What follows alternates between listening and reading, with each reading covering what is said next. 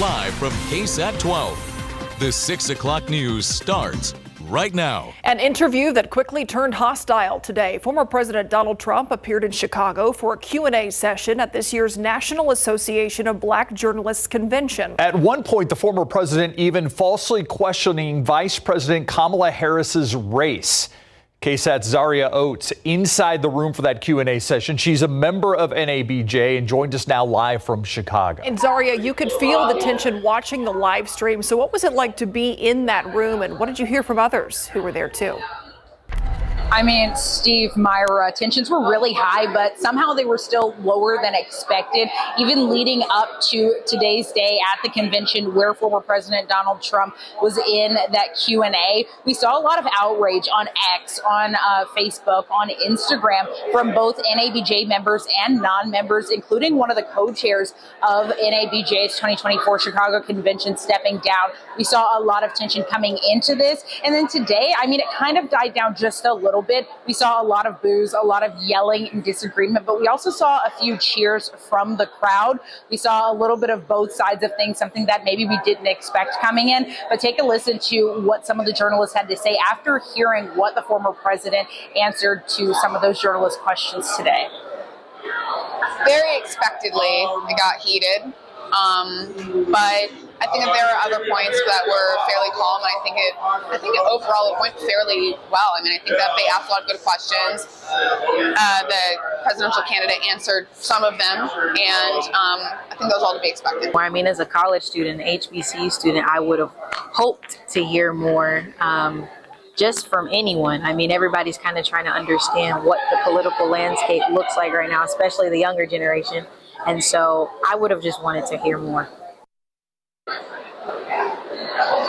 A lot was left undiscussed at the convention tonight while Trump was speaking, but you know, we're still waiting to hear as whether or not Vice President Kamala Harris will be at the convention. Steve, Myra.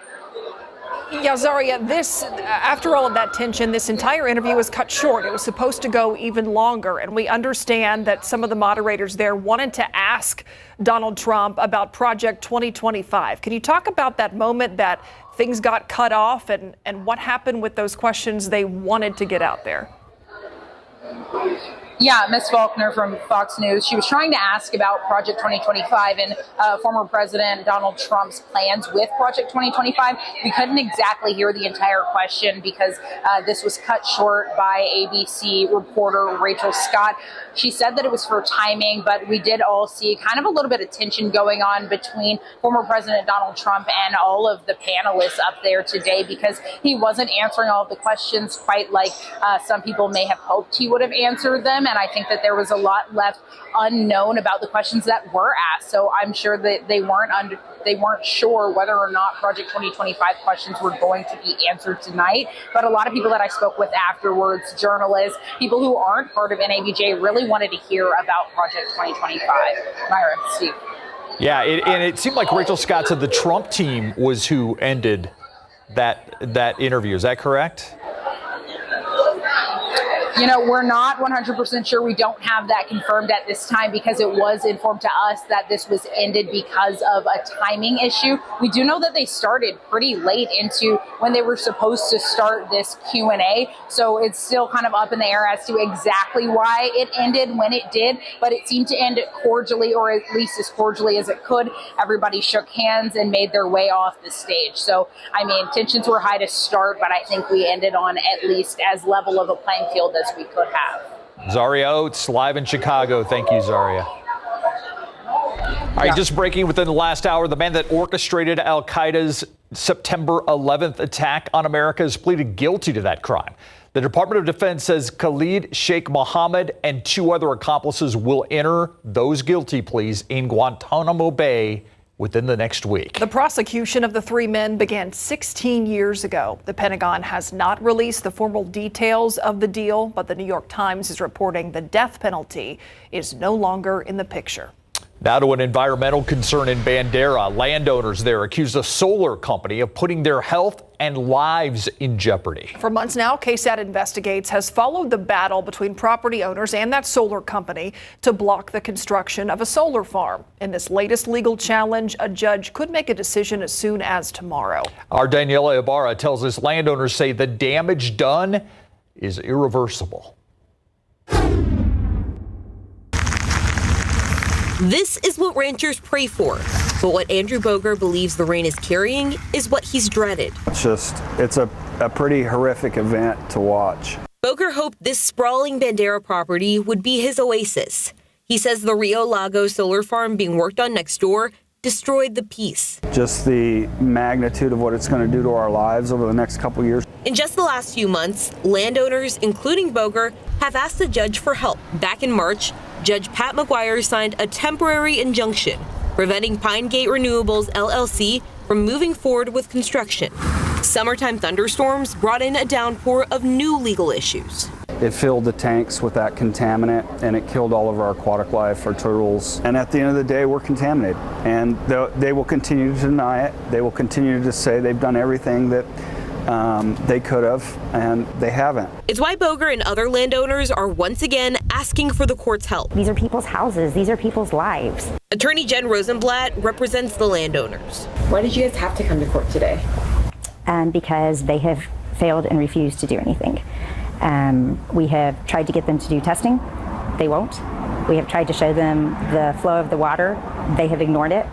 What they are doing is making the flow worse. It's why she's asking the judge to require Pine Gate and Rio Lago to install a sediment control measure. All we want them to do is quit working until they know how to solve the problem. Boger says cleaning up the contaminants is complicated. While a judge could make a ruling this week, Boger says the damage is done. A win in this case would have been stopping it before it happened. It's a loss now. There is no win now. There's no win for anybody. For KSAT Investigates, I'm Daniela Ibarra. The attorney representing Pine Gate Renewables declined to comment. We reached out to the company twice this week through their website, and we have not heard back. Take a live look outside right now, and you can see it's dusty, I'm guessing, is what we're seeing there. Dusty and hazy days of late July. Hazy days, that's where we're at for the summer, and that humidity and the dust sticking around for a little bit longer, but the dust is going to improve. We'll talk about that in just a bit. Here's a look at the highs today. 97 in San Antonio, got up to 102 in Del Rio, 104 in Carrizo Springs, and 101 in Hondo. Tonight's going to be all about the breeze. Gusts up to 30 miles per hour tonight, so keep that in mind if you have evening plans. Temperatures near 80 degrees by midnight. Here's what we're going to talk about. That dust will be less noticeable by the weekend. Minimal rain chances by Sunday. I do want to mention our small chance for rain on Sunday, and I want to talk about August, the month ahead. It's typically San Antonio's hottest month. What will this year show us? I'll have those details coming up.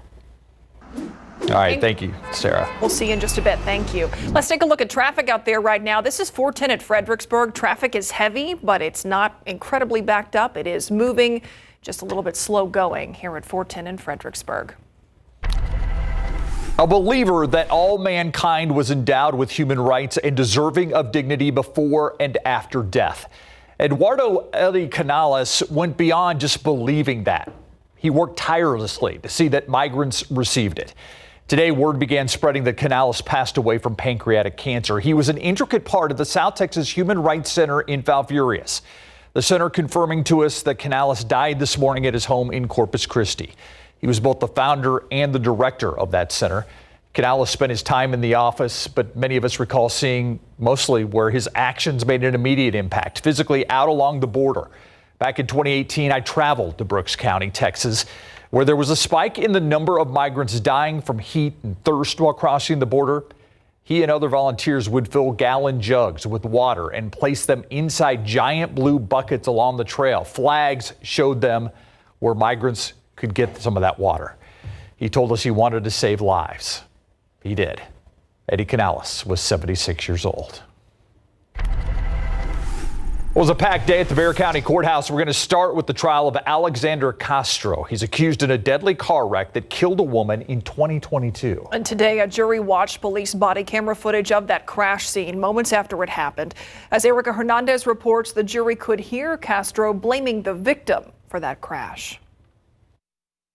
Police body cam video shows the aftermath of a deadly July 2022 crash on Highway 281 near TPC Parkway. Police say traffic was already stopped for a previous wrong-way crash. Today, prosecutors told a Bexar County jury that Alexander Castro drove over 90 miles an hour into several stopped cars. Body cam footage showed the moments police got to the scene and spoke to Castro.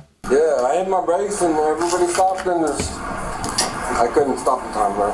Castro can be heard telling police he didn't know what happened. Video shows the heavy damage to Castro's pickup truck he was driving, as well as two other cars. One of the other drivers, Alexandra Seibert, was found unconscious in her vehicle with a severe head wound. She died of her injuries. As police investigated at the scene, Castro can be heard again, this time telling police it was Seibert who was driving erratically. She was bouncing all over the place. I thought she was pulling over. And she came under me. As per the defense, they say that Castro is not at fault in this accident, that the initial accident is at fault, as well as SAPD's investigation, which an officer who took the stand the first on scene telling the jury today that he was reprimanded for mistakes he made. Did you ever investigate into whether he could be intoxicated? No, sir.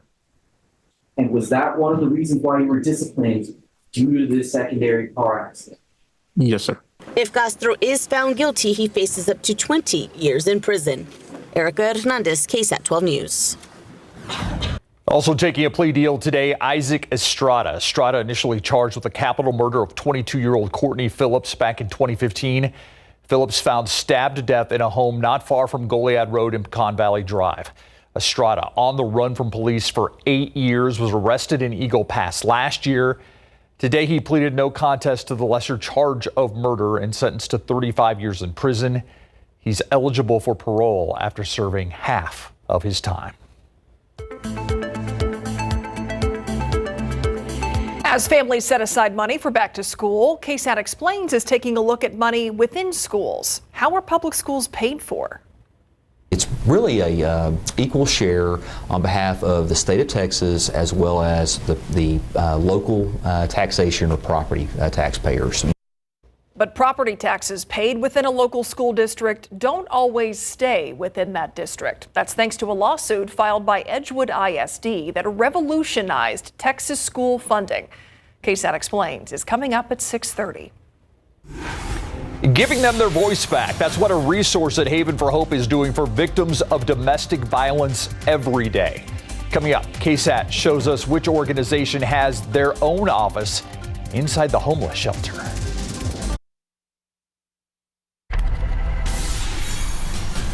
Community safety concerns have sparked the city to review 2 codes related to salvage yards. So coming up tonight on the Night Beat, how this task force is going to be formed and how community members can stay involved. Now to something about our homeless population that a lot of people might not know. The majority are women and children, a lot of them escaping domestic violence. Take a look at some of these numbers. This year's Point in Time survey recording homelessness trends found 524 people experiencing homelessness in San Antonio were fleeing abuse. The overall count from 2023 increased by 51%. Courtney Friedman has led KSAT's coverage of domestic violence for 8 years now. But she just learned that San Antonio's top prevention organization has a manager housed at the homeless shelter, Haven for Hope. Never knew this was here. This office has been at Haven for Hope since it opened in 2010. It belongs to Leslie Schultz, but she's not a Haven employee. She's the clinical services director at Family Violence Prevention Services, which offers survivors a number of resources, including the Battered Women and Children's Shelter. Overall, pretty much the same services offered at Haven. We talk a lot about Family Violence Prevention Services and the shelter resources. Right. These seem pretty similar because it's coming through you. It is. People can get those here as well. It is, absolutely. Schultz says her team spends an average of 200 hours a month with their clients, sometimes ensuring them they are experiencing abuse. It's most often thought of as physical or sexual, but it can also be verbal, emotional, and financial. Schultz says that's the one that plays a huge role in victim homelessness. No access to family finances.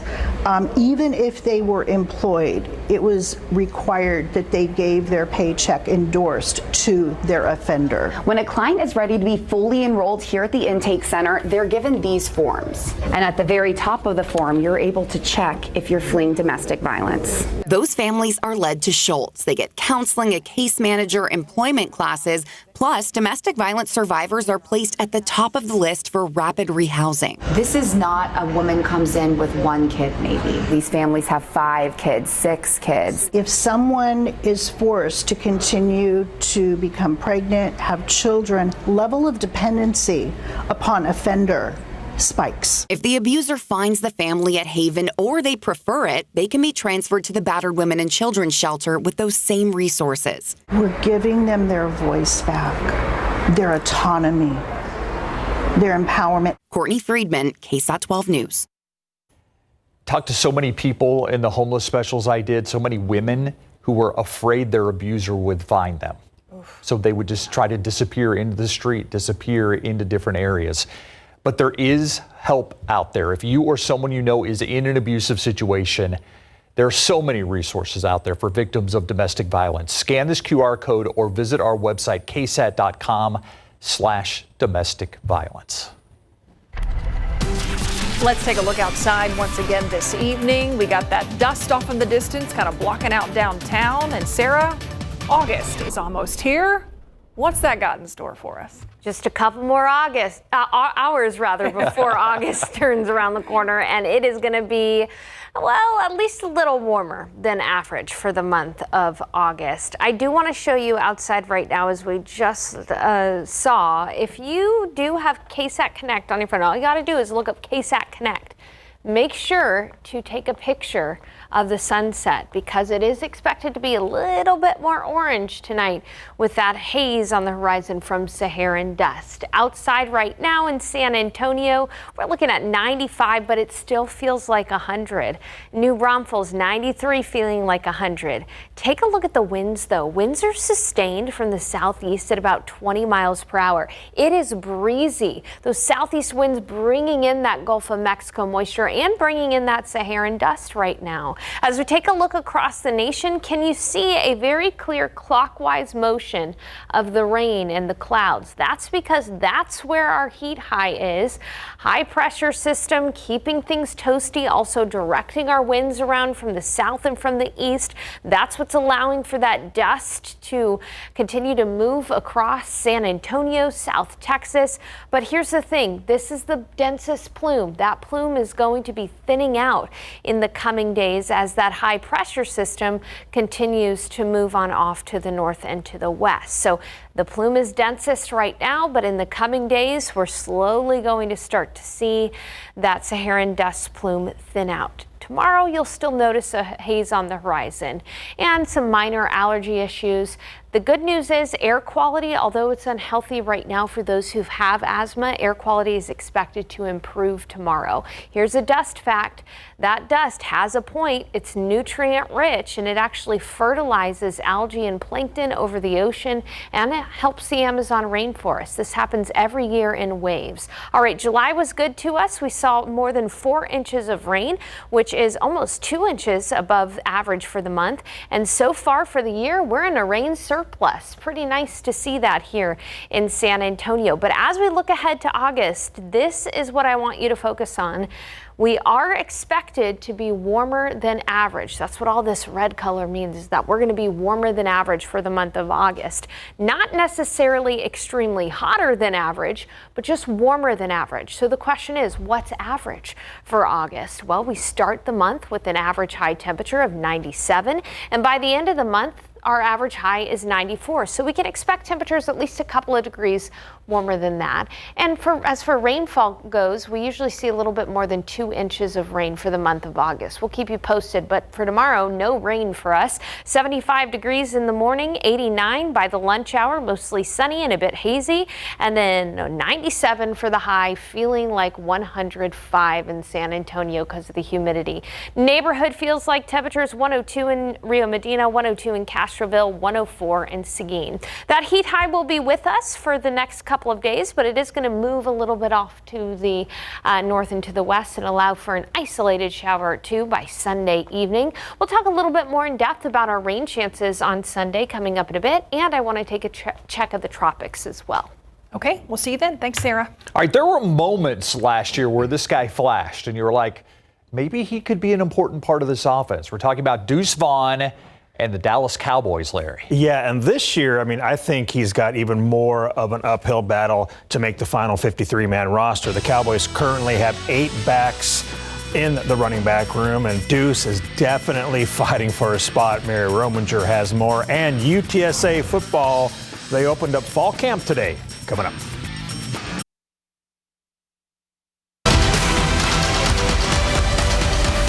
Running back Deuce Vaughn is entering his second season with the Dallas Cowboys, and he's part of a pack room with 8 backs on the training camp roster. Last year as a rookie, he played in 7 games, and he had 40 yards rushing and 40 total yards receiving. With the addition of Royce Freeman, Vaughn certainly has an uphill battle. Mary Rominger has more with Deuce.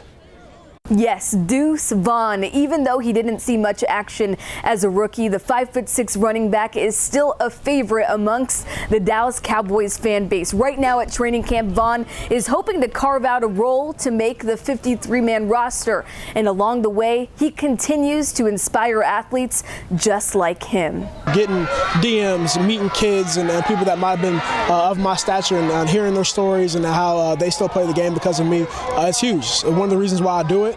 And just keep on being an inspiration for those kids is something I want to do. Deuce is just 22 years old, and in his 3 years at Kansas State, he etched himself in Wildcats history as one of the program's best running backs ever.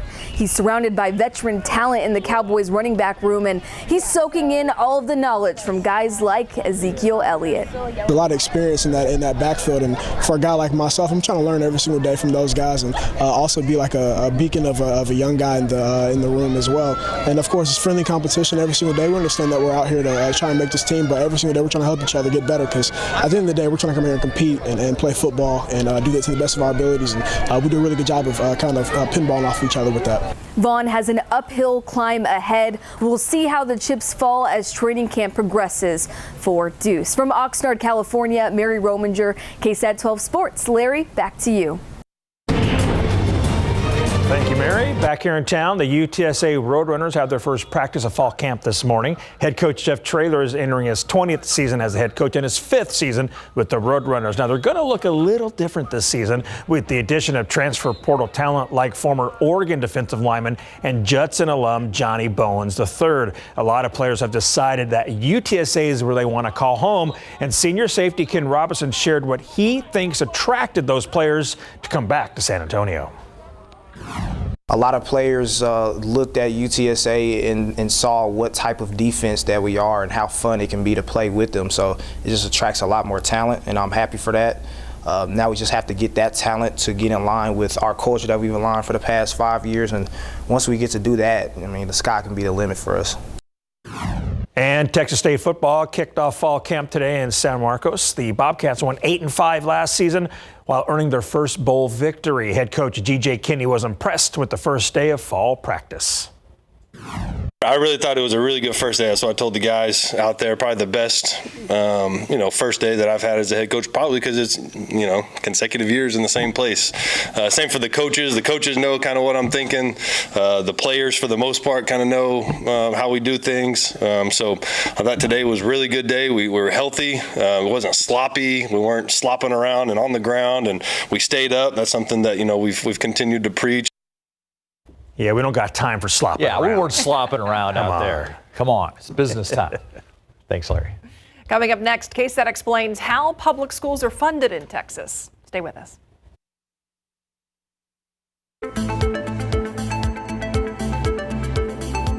Just that time, a lot of families budgeting for back to school right now, figuring out how much school supplies, clothes, and backpacks will cost. But what about school itself? How are public schools paid for? In this KSAT Explains, we're breaking down how and where schools get their money and how a lawsuit in one San Antonio school district revolutionized that funding.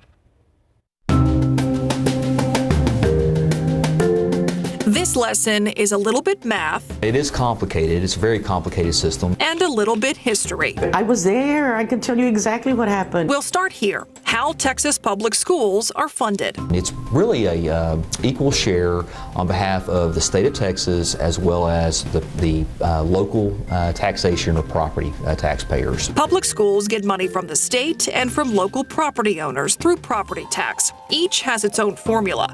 In state funding, there's something called a basic allotment. And that is, in essence, the funding that is guaranteed per pupil to every district, across every campus in the state. That dollar amount is $6,160 per student. The basic allotment does not change year after year, even if costs do. The last time the amount was adjusted by the state was in 2019. The allotment is not given to schools based on how many students are enrolled, but rather how many students show up. It's called ADA, average daily attendance. It's basically the number of students on average that come to school each and every day. That's how school districts receive their funding. In addition to the basic allotment, there are weights. Those weights mean the dollar amount goes up in some cases. Some students that have special needs cost more to educate than others. For example, there will be a career technical education weight that is a little bit more than, say, your general education weight because of the materials, the cost of equipment. It's just a more expensive program to run. So now we have basic allotment plus weights plus property taxes. But property taxes paid within a school district don't always stay within that district. You've probably heard a lot about the Edgewood cases. Here comes the history. I was there for the walkout in '68. I started teaching when there was no monies in Edgewood. Diana Herrera was a teacher in Edgewood ISD for 30 years. She was a junior at Edgewood High School in 1968 when roughly 450 students walked out of class, demanding more equitable school funding. The fight began, Diana says, when Edgewood students who wanted to go to college realized they didn't meet the requirements. So as they start looking into it, they find that many of our teachers were not degreed. Many of them were not certified. School facilities were also lacking. No hot water, no fans, the library was minimally used, poor science labs, and on and on and on and on. An Edgewood parent, Demetrio Rodriguez, seen here with his sons, filed a lawsuit. He's standing in front of Edgewood Elementary, where the top floor was closed because rain and bats would find their way in. That lawsuit led to the creation of MALDEF. The Mexican-American Legal Defense and Education Fund, and it was started here in San Antonio in 1968. The same year as the student walkout. And then at that point in '68, they were going to cross U.S. Highway 90. So by that time, the SAPD is around, but to our great satisfaction, SAPD were Edgewood grads. Many of the police officers were Edgewood grads. So what they did is they held back traffic on Highway 90 and let these kids walk by and cross over. As soon as they cross over, well, the Edgewood main office is there. There was a federal court lawsuit back in 1968 through 1973, which really was Edgewood compared to Alamo Heights, and then expanded to look at the whole state, poor districts versus rich districts. Ultimately, the U.S. Supreme Court upheld Texas school funding. Then came 1984 and a different lawsuit. Despite the passage of roughly 2 decades, the suit dealt with a lot of the same issues. Their schools, the physical buildings were in worse shape than the other schools, that they didn't have enough teachers, they had too many teachers on emergency certificates, and to make it even worse, these poor districts generally had more students who cost more to educate. I worked on it from 1984 to 2002, went to the Texas Supreme Court 4 times. The lawsuit was Edgewood ISD versus Kirby, the state's education commissioner at the time. In 1989, the Texas Supreme Court ruled in favor of Edgewood. So the Supreme Court, Texas Supreme Court found that this system was not efficient. It wasted a lot of state money. It was not equalized, didn't give equal rights to students in poor districts and rich districts, and therefore it violated the Texas Constitution. But the court didn't tell lawmakers how to fix those violations. Some changes were made. Which did put some more money into the system, but didn't really equalize. So MALDEF filed another lawsuit. We call it Edgewood 2 sometimes. There was even a 3 and a 4 until 1995. And basically in 95 was the first time the legislature came up with a system that the Texas Supreme Court approved of. And that's recapture. And that was recapture, yes. The process of recapture is still used by the state of Texas today, though now it's called excess revenue. It puts schools into 2 categories, those that must spread the wealth and those that need some of that money. Schools that have what the state deems an excess must send the money back to the state, and then Texas redistributes it. It's a system that's been dubbed Robin Hood by some. To calculate how much money a district must send back, the state compares a district's property tax revenue to what's called entitlement. Remember that previous math we did, basic allotment plus weights? That's entitlement. It's the dollar amount the state says a school district is entitled to based on its student population and needs. But property owners have to pay their share first. The difference between entitlement and property tax revenue is how much money the state gives a district. But if property tax revenue is more than the entitlement amount, that's an excess. And that difference goes back to the state. A difference is what Diana noticed once recapture was put in place, thanks to the Edgewood lawsuit. I saw the first degree PE coach, the first degree librarian. We had never had a degree librarian. The first degree reading teacher, the first degree dyslexic teacher. We had never had a dyslexia teacher ever. So what's recapture like on the flip side? Well, let's look at Alamo Heights ISD, for example, a local district that Edgewood parents began looking at all those decades ago. In 2022, Alamo Heights had a recapture amount of nearly $34 million. That was nearly 47% of the district's property tax revenue. More than 30 years after the landmark outcome of the Edgewood ISD lawsuit, questions about the future of Texas public school funds are still swirling. School voucher plans, unfunded safety mandates from the state, property tax compression, and more. Why are we not adequately funding and especially supporting our classroom teachers in particular with appropriate funding when we know that the funding is there? They continue to demand and mandate, and yet they continue to cut. To check out this or any other KSAT Explained story, just scan this QR code you see here. Explains is all about taking one topic and diving deep. You can watch our stories anytime on KSAT.com, YouTube, or the KSAT Plus app. Our 60-second recap when we return.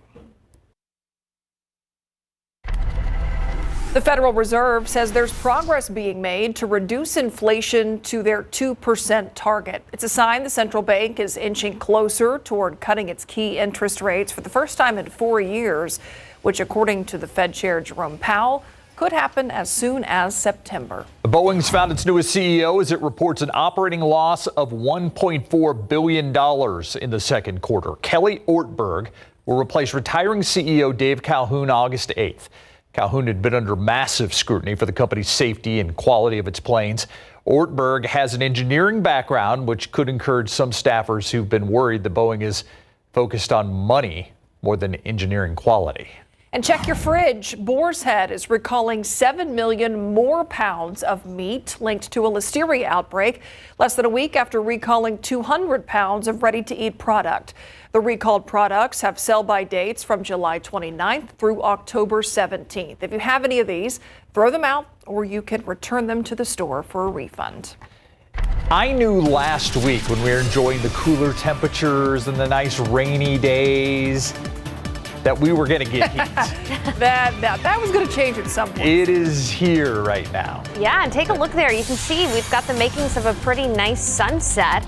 The lazy, hazy days of summer are back, and it's breezy. Winds are gusting from the southeast up to about 30 miles per hour, and it'll stay windy tonight with skies clear and temperatures falling to near 80 degrees, but very close to 100 in the coming days. I'll give you the commercial break to think about it. When was our last 100-degree day? How many days ago? I'll have the answer coming up. Okay, Sarah left us with a trivia question. Last time it was 100 degrees outside. How many days ago? Okay, what are y'all's guesses? I'm saying around the 4th of July. Okay. 4th of July. I'm going to say mid-July, July 18th. Okay, so we're going July 4th and July 18th. Okay. I'll keep your suspense going for a little bit longer. Okay, all right. But then when I show it, I want their mics turned on, okay? All right. All right, let's go ahead and take a look out there. Again, today's air quality, it was unhealthy for those who are sensitive to the dust, particularly those, with lung disorders or things like that. But the good news is air quality will improve tomorrow because that layer of dust is expected to thin out. You can see how dense it is right now, but as that high pressure system moves off to the north and to the west, that dust layer is really going to thin out. Nothing unusual about the dust. It happens every year, every summer for us in San Antonio. It does sometimes suppress hurricane activity because it's so dry, but you look out toward the tropics, there's an area that they are watching right near the Leeward Islands. The National Hurricane Center is watching this as it moves into the Caribbean and toward Florida. It has a 60% chance of developing into a storm, and if it gets a name, it would be Debbie. So we'll keep you posted about that. I know we've got a lot of interest, especially in the summertime out near Florida. Okay, here's the answer. How many days since 100? 25. I'm gonna say, Steve, you were close because July 6th was our last day. But if we're going by Price's Right rules, Myra wins. So it's kind of, you both are winners. You both are winners in my book. Myra overbid. Well, I guess she underbid. If you're going by days since. I'm just kidding. Yeah, okay. I don't know. All right, now Sarah, I work on the logic later. No, you were right. I win. Okay, sounds good. Yeah, it's been 25 days since we've seen 100 degrees, and over the next couple of days, we're going to be close to 100. We might hit it Saturday, but I'm all game for keeping the streak going. We don't need to hit 100, do we? It is going to still be hot, though, tomorrow. We'll wake up at 75 degrees, partly cloudy. By noon, it'll be 89. Not as breezy tomorrow as it has been today, but we'll still see a southeast wind at about 10 to 15. 97 for the high, feeling like 105 in San Antonio. We're going to be feeling like 97 in Kerrville, 104 in New Braunfels, 101 in Del Rio, 103 in Eagle Pass. Feeling hotter in San Antonio than in Del Rio because it's going to be more humid in San Antonio and near Gonzales and Victoria as well. All right, let's go ahead and take a look at the futurecast. That heat high is going to move to the northwest, as I mentioned. Now, until then, it's going to be pretty dry, but as that heat high moves off to the northwest, we're going to have a small chance on Sunday for an isolated shower or storm toward the evening hours. So if you're planning your weekend, the only chance for rain comes Sunday in the evening hours, and even then, it's only a 20% chance. So keep that in mind. A good weekend for outdoor activities as long as you stay hydrated and take care of yourself. This time of year, I'm meteorologist mom telling you to avoid the heat as much as possible. We'll be close to 100. This is typical for August this time. All right, thank you, Sarah. Yeah, you're thanking her. Yeah, because I won. Because you won, I know. I tried to please both of you guys. Thank you, There's Sarah. no pleasing everybody. No, right? I appreciate your efforts. We'll be right back. To the buzz where a family is tripping over Pippin. This Texas family reunited with their dog 2 weeks after it ran away from them on a camping trip in Colorado. Pippin's family, that's the name of the dog, stuck around for a few extra days searching for him and waiting for him to come back. After 4 long days, they made the tough decision to pack up and go on home. But before they headed back to Texas, they got a call from someone near that campsite saying they had Pippin and they were reunited with them the very next day. They all seem very excited. Even no longer Pippin himself. Trippin'. No longer tripping. After serving up meals for 29 years and 5 presidential administrations, the White House's executive chef is calling it a career. Christetta Comerford has cooked for presidents and their families since 1995, starting at the bottom and working her way up to executive chef. That's some pressure. Yeah. First Lady Laura Bush asked Comerford to be the 1600 Pennsylvania Avenue head chef in 2005.